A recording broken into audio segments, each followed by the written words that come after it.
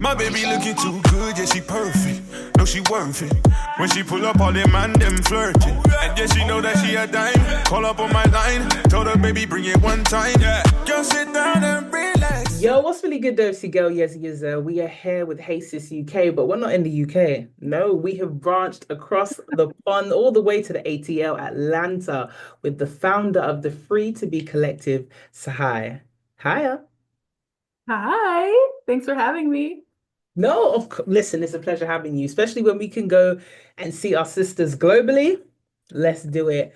Um, First and foremost, your hair, we're thinking about this as like we're in our living room. So we're speaking to our sisters right now. When we see women like yourself that look like us doing phenomenal things, we've got to talk up the things. So first things first, I want to know, free to be collective, what made you want to even start that? Well, I was extremely lonely and I had always been like a loner type of person, but in my early 20s, I found that I didn't have the friendships that a lot of other people had because I didn't finish college. So it felt like the people around me, my peers, had like their college friends or they had friends in retail where they worked, but I got into corporate when I was 19. So I feel like it shifted me away from like the social groups that I should be in. And then it was after the pandemic. I I just felt like, why is it this hard? Um, and I joined social clubs, but I just found that I wasn't thriving in them. And I think it's because I'm not a networker. I'm not good at it. Yeah, Everybody in not Atlanta like is networking. no, I'm not good at networking. Mm. No. Um, and so Atlanta is known for being like very professional, a lot of successful Black people, which is great. But at the time, I didn't really feel like I had an elevator pitch about myself. And because I didn't have that, where I wasn't like bubbly and outgoing, it felt like I didn't really fit in anywhere. So, um, yeah, I think just the overwhelming loneliness and wanting to move away from networking or having to have a professional exchange to make a friend. Yeah, no, I couldn't agree more because I feel like with hair, when it comes to like the entertainment industry, music and things are like with podcasting, you come with networking with a lot of expectations from the jump. I'm going to meet the person that's going to change my life. They say you're always two to three people away from the person that's going to change your life. And then you get there and then it's like syndrome seeds in. Like, am I supposed to be here? I don't think I should be here. And then you leave, for me, most of the time, pretty exhausted because it's like it wasn't what I thought was gonna be. Mm-hmm. And I love Absolutely. that. I love that because there's something about free to be collective that resonated with me when you said doing more than just meeting people. I Mm-hmm. was like, yo, I need to tap into what cis meant because I know what I perceive, but I want to know what it is that you felt like it needed to be so important to say that. Um, I have been to so many mixers. I've been to so many like events within different social clubs, and I promise this is no shade to social clubs. But I was just like, okay, I've been in this club for X amount of time, so I've gone to Taco Tuesday, I went to this event, I went to that event, and every time I'm having the same conversation. Hey, my name is Tsahai. I work in marketing. I like to blah blah blah. And then, I spend my money on drinks and food, and then I go back home. And then when I feel like, okay, I wish I had someone to go out with this weekend, or I wish I had somebody I could call right now, I still wasn't getting there. Um, so for me, do more than meet people is just it's an operative slogan. It works. And the point is that we not only make new friends, but we try new things. Yeah. Because I saw some of the stuff you did. You were very purposeful in making it affordable. Yes. And we're in a time where, and don't get me wrong, get your coin, get your coins, but we're in a time where a lot of people are like trying to put a business out there, brand out there, and they're trying to, make a living for themselves. And you can tell with some of the price points. Why would you, and let's just say I'm someone I've never met you before and I'm a bit like hesitant coming. why are you doing this though? Like, why are you making it so affordable? Is there a certain type of woman that you're trying to appeal to? Well, because the focal point it's centered around Black women, Yeah. just due to systemic inequality, I don't feel like it's right to charge people to make friends. I could, but for me, I much would have rather. So we switched to a nonprofit organization for that reason, because one, it's supposed to be inclusive, which means that we don't want to sell memberships. That's one. And two, it's supposed to be affordable and accessible. So I would much rather lean on government funding or private funding and organizations that have the money to fund what we're doing because it's a worthy initiative, versus having people. I mean, we already have 1 million subscriptions. I don't want to spend another $30 a month just for the access because then you have to pay for whatever events or this and that. So I think that community is the building block in society, and I feel like it's a worthy cause to pour into. So right now, me and my team are just running on steam Yeah. and off the pure love and motivation from what we do and how rewarding it is. But yeah, we're not in it for the money. Definitely not. Because No, we're I not know. making.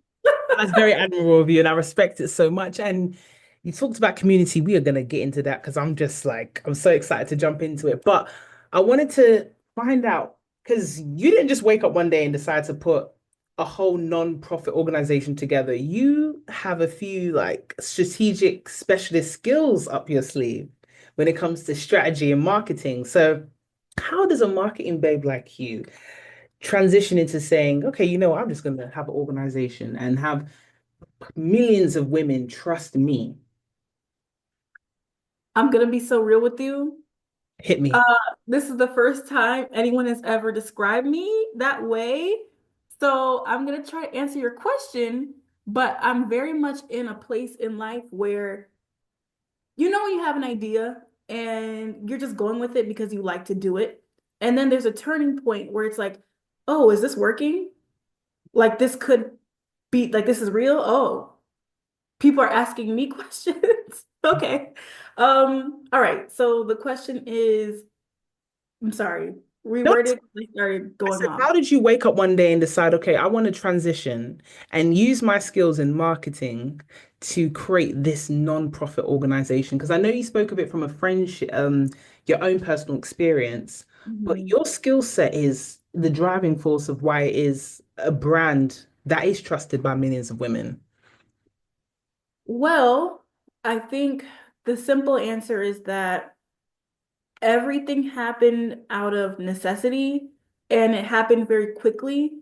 So in the beginning, we were operating as a membership group where you had to purchase a membership every month or whatever. Okay. And so we did that for maybe about a year. And I was overwhelmed because it was really me and like two other people. And I'm like, I have a full-time job. I'm trying to manage everybody's memberships. I want a refund. I want this. I want this. And the admin work of it was so much work. It Yeah. was so much.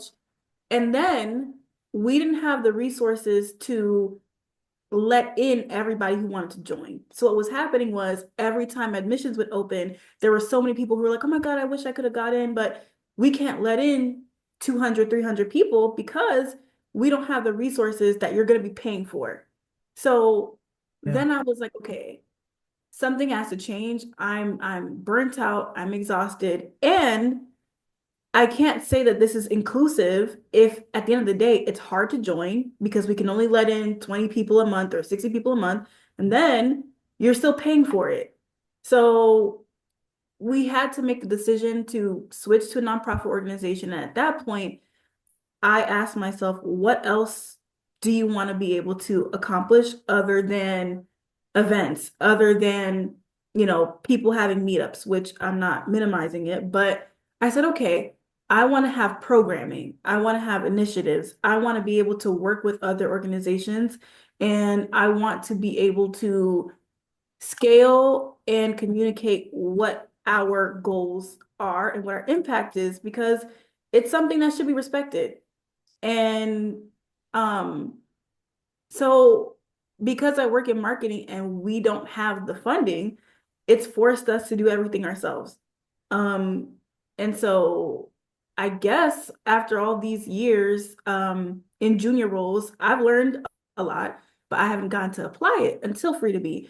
And so I've always been a content creator. Um, this is like my first few years actually creating like digital content as far as like graphics and assets and things like that. But I'm enjoying it. And I couldn't do it without my team. I have two other people in the creative team that work really hard and everything has just happened so fast. Yeah. Um, I hope I answered your question. You answered it perfectly. And even when you were talking about the graphics and saying you're only just getting started into it, I love the fact that I feel like I'm looking at my own personal diary when I go to the page because the graphics is everything pop culture wise that I resonate with. I'm like, oh, I remember this meme and this moment. And as soon as you talk about the topic, it's like, oh, this gets deeper. So for me, it's like, thank you for being that diary that speaks to me because I find growing up, you try to find yourself in whatever Hollywood throws at you from film, TV, magazines, and you're like, I hope I can identify with somebody, and they never really get it right. So when you Mhm. go to a page, you're like, yeah, I like what this is already because it's already speaking to me digitally in person. It's going to be a whole nother experience. And I wanted to ask you because what you're doing is so significant and impactful to so many women. Some of their first impressions, some of them taking a chance maybe after having a bad experience. What does it feel like for yourself and your team to have the responsibility of women's emotions? Because it's heavy, sis. It's heavy. I know. Um, I feel overwhelmed with gratitude. I try to stay grounded in being grateful, Mm. even when it can be a lot. When people ask me what's the hardest thing about running this business, it really isn't the business aspect. It's more so you are taking in a lot of people's everything. It's Yeah. just like you're a hairdresser. When you do hair, people are gonna vent to you about stuff and you internalize it. So I'm meeting thousands of people a year and all have been very lovely for the most part. But at the end of the day, people look to me or people subliminally will like, I'm just taking in a lot of personalities, a lot of different ways of being. And sometimes it gets extremely overwhelming with my own personal life, but I try to remain grounded in the fact that you don't have to be here, but you chose to be here, not just for me, but you showed up for yourself and you're showing up for everyone else here. And that's really special. And every time we do an event and people come, it's so therapeutic because it's like, okay, so we're doing the right thing. Like there is a need for what we're doing. Um, and yes, it is heavy. Yeah. Yes. Because I wondered, and I wanted to know if it was something that we may share similarly. Because it's like when people trust you, it's such an honor, but it's heavy. It's not something Heavy. to take lightly. I wanted to just slide into community rule. Um, so we got to a point where I had a clip that came out on the podcast about a lot of people talk about they want community, but they're not ready to do the work. Mhm. And I wanted to ask you, because it might be different across the pond, I don't want to assume, what is the state of community looking like in America right now? Okay. The state of community in Yeah, America. Let me start in my neck of the woods. I'm yeah, in Atlanta, yeah, originally from New York, but I'm in Atlanta. I will say on a positive note, I'll start with the positives. Over the last couple of years, and specifically over the last like year, I've seen a big uptick in like community initiatives. There's a lot of third spaces, and people are putting a strong focus on doing more than meeting people and actually getting back to like interacting off apps. yeah. I think that, and I hate that social media is always like, well, it's because of social media. But I do feel like social media has, in general, just desensitized everybody to how we talk to each other. Um, Things have become so weird because it's polarized. We have these like parasocial relationships on the internet where we feel super close to people we don't know, but then we're super removed from people that we can know and that we are in proximity to every day. So, um, I think it's that. I think people can have an unrealistic expectation of what a friend looks like, and there's so much more emphasis on romance and not platonic relationships that people are not approaching friendships with the same amount of effort, you know? No, I listen, how you put that is perfectly because third spaces wise over here in London, you've got your churches and things like that, but there aren't a lot of regular third spaces. Like if you're not, Really? well, I mean, third spaces in church, but we don't have, unless you purposefully join a supper club and you have the budget for it. So you can go to Pilates, but you have to make sure that you've got Pilates money. You can go to a supper club, you need supper club money. So a lot of the third spaces aren't welcoming in the sense of, again, like what you were talking about, memberships. So you find a lot of people sticking in their own little clusters and then the loneliness seeps in. And we've got the seasonal depression where it is cold over here a lot of the time. Summer's a very small window. And then when we have summer, okay, you got Notting Hill Carnival. Everyone comes out, they dance, they go back in the house. And my worry was that everyone gears up for the barbecues, but when things happen outside of that summer window, are you showing up to the birthdays? Are you showing up to the weddings? Are you showing up when people need you, not when it's just a good time? Mhm. And I think we find ourselves having to have the conversation of, am I ready to have moments where it might not be as comfortable it is for me to be present for you? Mhm. And I don't want to demonize anybody. That's not my intention, but some people second guess. Some people would hesitate and go, you know what, I can't be bothered to leave my house today. Yeah. Yeah. Wow. I mean, that's real. I guess I'm surprised. I Yo, what's really good though? It's your girl Yezzir, and I'm happy to say that Hey Sis UK has a brand new sponsor for this season. You got Chapman's of London. Now, if you know me, you know I need a drink that goes with my lifestyle. It's original and you got the light version, but everything's low calories. We're talking vegan friendly, gluten free, and no artificial flavorings or colorings. And it fits in my clutch. So you got all the flavors that you need without having to feel guilty about it, and it's sparkling. You can get Chapman's of London online or you can get it in stores. So I'll see you then, because best believe that Hey Sis UK and all the sisters here, we're gonna be drinking it. to me, my perception of the UK was that things were great. Like the girlies are having a great time. We see you guys as like more unified. But in what sense? Like we know how to get dressed, go out and have a whale of a time. Like we can do that all day long. But I'm talking about outside of those moments because we're very good when we need to like show out. But those personal moments, are we available to one another? Mm. You And know, like, yeah, we can't really come up with our ideas because we're only seeing the highlights. So, that's it. I mhm. feel like a bit of a snitch now, but like I'll give it to the UK girlies. Like when we have to show up, we show out. But in between that, I feel like we need that realism. And you mentioned about how we're very ready for romantic relationships to put in the effort and invest in that. But when it comes to friendships, it kind of falls flat. And that's because a lot of women have that reminder of, oh, it's ticking, tick, tick, when Yeah, it comes to having children and career and the definitions of those milestones. Are you married?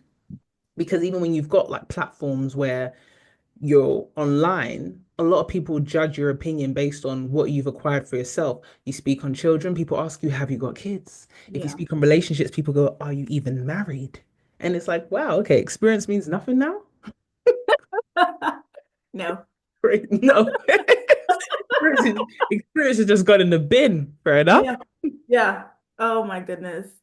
Um, yeah, definitely that. I feel like I mean, it is painful when you've been the placeholder friend and somebody gets married or gets in a relationship and you just don't hear from them ever.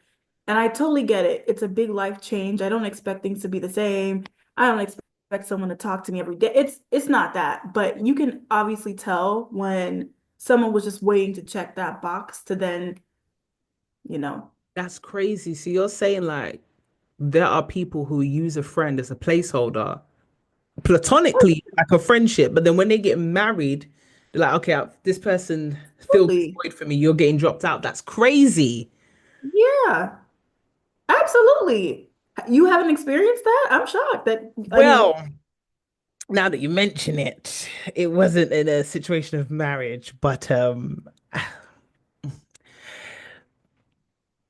wow. I just realized today that I have been a placeholder friend. Yeah. ugh. Yeah, I didn't know how to name it. Because like when you're in school, you're kind of like, okay, she's got a guy that'll be a phase. And you're like, okay, this is a very long phase. I was the placeholder friend. That's crazy. I'm sorry, this is how you had to find out. Oh my goodness. And this is why we have these conversations, because only sisters to sisters will actually keep it real. Okay, that's crazy. Because I thought a platonic relationship, a friendship is a friendship and it has that section in your life. And then you got a romantic relationship. I didn't know somebody could, dibble and dabble between the two. Hmm. Absolutely. Yeah. It's pretty common, unfortunately. And I've just got a visual of you holding up the sign. I know it's you on your Instagram page where you got it Oh saying, yeah. I'm not the I'm not the placeholder placeholder friend. friend. Yeah. That's terrible. So even It as is. women, how are we even going to be confident in making friendships with your fellow woman if you know you could be replaced by a man? I think just like when you're vetting a man or a woman, whoever you date romantically, you have to do the same thing with friends where you have to find out, you have to be able to manage your expectations from the beginning. That can save you a lot of that heartache in the future because now you know, okay, this person, we don't have to be best friends. We don't have to be super close, but I like doing this and that with her. I like this person to go do pottery and have dinner with on Sundays. Okay, cool. They don't need to be your everything. Yeah. And you have to look at values. You do. Because I think a lot of friends or a lot of people who thought they were friends just weren't compatible. It's not necessarily that they didn't like each other or they didn't care, but I mean, you just weren't compatible. It just wasn't gonna go the distance because you guys value different things. And ultimately, you guys have very different worldviews. No, I respect that. I mean, and you can grow into having differing views as well, especially Mhm. when you've had long-term friendships and people feel the need to hold on to it. So I wanted to ask you as well, as a busy woman, you said you got the full-time job, you have, well, career, you've got a brand that is just growing every day with Free to Be Collective. And I imagine you have your own personal stuff in life. How do you manage spinning that many plates? Um, it's definitely hard. I'm managing. I don't know if I'm always managing well, but boundaries are super important. I'm a workaholic, so I sometimes can be working on my phone up until I go to sleep. But now what I'm trying to do is, okay, between the hours of X and X, I'm not responding to any work-related emails, work-related texts. Um, this weekend, I'm not working at all. I think because I have the 9 to 5, it's like as soon as the 9 to 5 is over, it's time for the 5 to 10. Sometimes it's the 5 to 11. Yeah, And no then trust. And then then you put your everything into it on a weekend because you feel like, oh, these are 2 days I have no work to do. So now let me do more work. But I block time off of maybe one weekend a month where I don't do any work. And I hope to increase that number. But yeah, I I do that. I'm in therapy. Um, and luckily for me, the people that I work with, I'm friends with. So we find ways to have fun and do work. So we'll have a meeting and then go do something afterwards, or, get drinks after or before, or we have to get our fun as we can find it. No, that's dope. You know what? You mentioned setting boundaries, and I immediately thought, okay, she's going to talk about external people. And I don't think we realize how important it is to set boundaries within ourselves. And Hmm. sometimes that can be the hardest, Yes. even Yes. down to the focus. I'm glued to my phone. The doom scrolling is ridiculous, but I'm like, it's for research purposes. I try to comfort myself, saying that. When you said that you're friends with the people you work with, how does a woman like you, who is very purposeful, very career driven, You. just so happen, oh, you're welcome, just so happen to meet two people that are like-minded in that sense? Because I find it to be rare. It is rare. Ah, I'm getting the warm and fuzzies thinking about them. Oh, Well, we met through Free to Be. So, yeah. okay, now, yes. Bring it So, to just me. mm-hmm, mm-hmm. So it was a one-woman show for the first maybe like 7 months, almost a year. And Mm, then we had like a planning committee. This is when we were still operating on a membership model. yeah. So we had like a big group, maybe like 15 people, who were basically just helping us do events, like very simple tasks with events. We weren't yet strategically thinking, we weren't on the scale of a nonprofit. But those two people were on the planning committee. And once we made that shift and the committee kind of disbanded, they were like, well, we want to help. They volunteered. They're like, we want to stick around and we want to help. We love what you do, and they just stayed. Um, and so I tell everybody this. Dana, the creative director, she was the first ever person to ever show up to anything free to be, period. So when we had our first ever meetup, this was in 2000, I think this was January 2023. I went to this public place. I had a cardboard sign and I was like, I posted on TikTok, like, hey, I'm gonna be at this place. If you guys want to make friends, just show up. And so she was the first person to show up. And I always think of that. Like, this was before we there was no conception of anything. It was just, hey, let's do a meetup. I'm lonely. Let's come make some friends. And she's the first person to come out there. So yeah, I really struck gold. I don't really know how I got so lucky, but yeah, we are friends and we met in Fruity. That is really, really cool. When things are just meant to happen, they just happen the way it needs to be. So, Free to Be Collective has been going on for, like you said, since 2023. Mhm. Now, we're 2025 onwards, what is it that you want to see for it? I would like to see us do um more meetup type events. That's how we got started. I'd like us to do more public facing activities. More public facing activities. And I would like for us to work with some bigger brands. Definitely, we're trying to work on fundraising. We're trying to work on our funding. But we have some exciting things coming up this spring, some partnerships that are really good. And we're trying to work with more organizations that work for the city of Atlanta. Because one of the key things we want to be able to do is make our resources more affordable and more accessible. So that looks like working with our local transit system to get some fare reduction programs. We want to get some free, they're called breeze cards here, but they're like bus and train tickets. Oh, that's Um, good. Yeah. mhm. We're trying to get that and work with more nonprofit community organizations. But yeah, we're just trying to do more good and have fun. You are doing incredible work, sis, honestly. And Thank we you so have this much. thing that we do because it's been a pleasure speaking to you. We have this thing that we do towards the end of the show that we say, what are the final takeaways? So I wanted to know what your final takeaway, because we have about three that we touched on, when it comes to community. where we're at now and where you would like it to be ideally, or if you're happy with where it's at, what's your final takeaway about community? What's your final takeaway in regards to being the placeholder friend?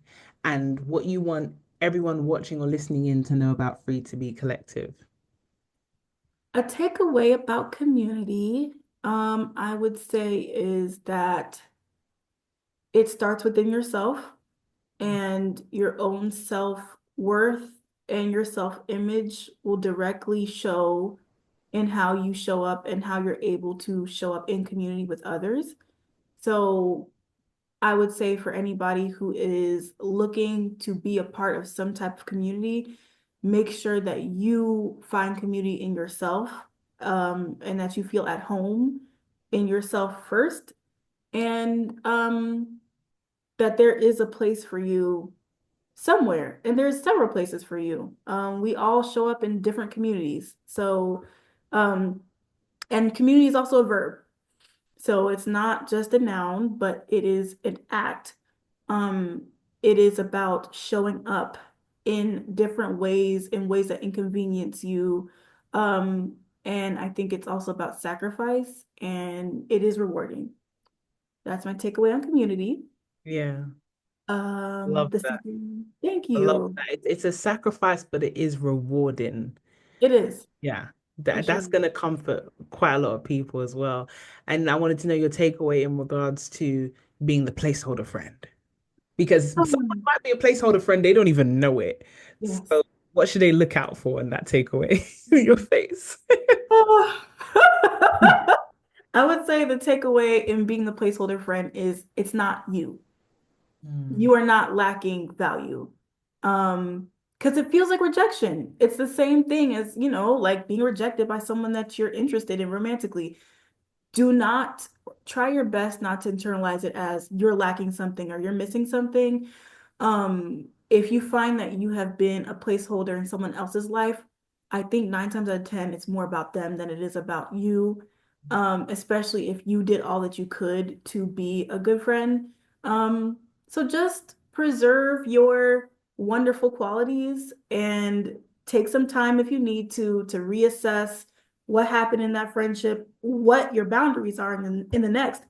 And then go forward and keep your lovely zest about life because that is really how you make new friends. We can become jaded in friendships.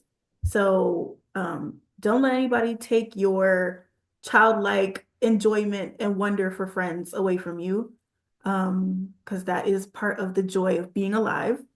yeah. And the third Like you were one, speaking to me, Shahai, with that one. Felt like I needed that, I'm babe. talking to Thank you. myself. Oh, you're talking to me right now as well. Mhm. Appreciate it.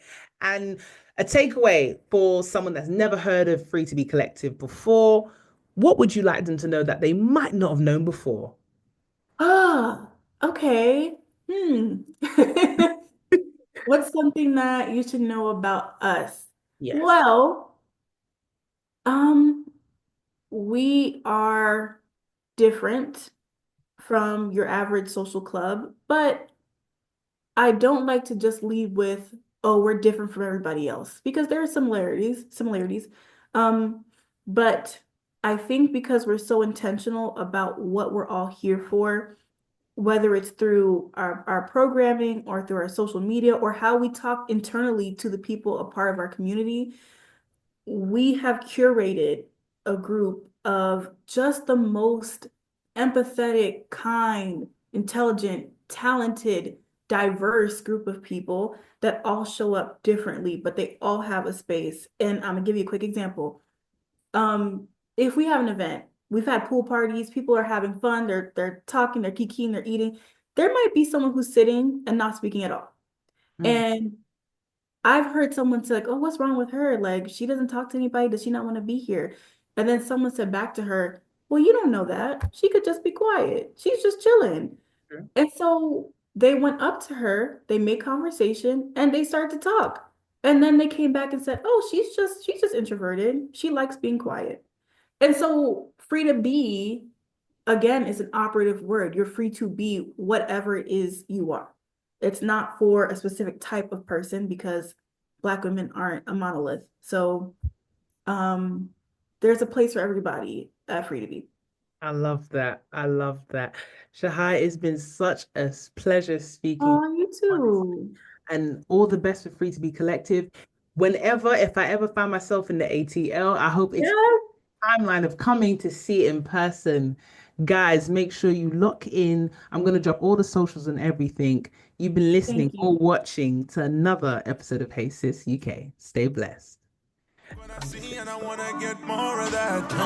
I undress and he blows success. Lay down as you decompress. Come mine and forget the stress. Got the 9 to 5 cause he tryna change his life. He can't help it but to show his bad side. So for me Jesse when he want that good ride. Follow my stride, you know you want a good time. Pick any card, I know it won't decline.